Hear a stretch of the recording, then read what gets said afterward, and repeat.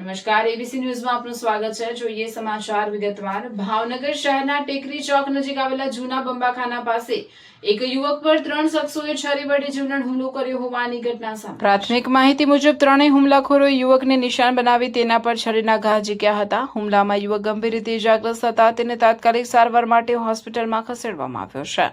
Reporter Firoz Salod.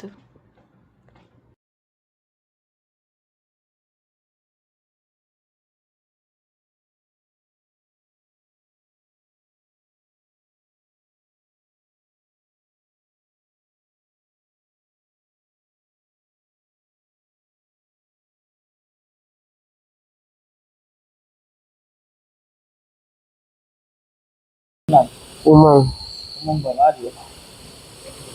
મમ્મા કાલે છરી મારી કરણે એક કરણ હતો, ઋતિક હતો ને સમીર હતો. ખબર નહીં.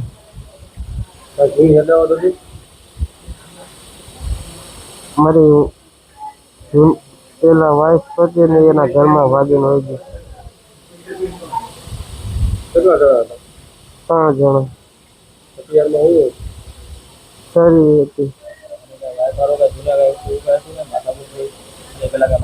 એની પેલા કાંઈ માથાકૂટ નથી થઈ.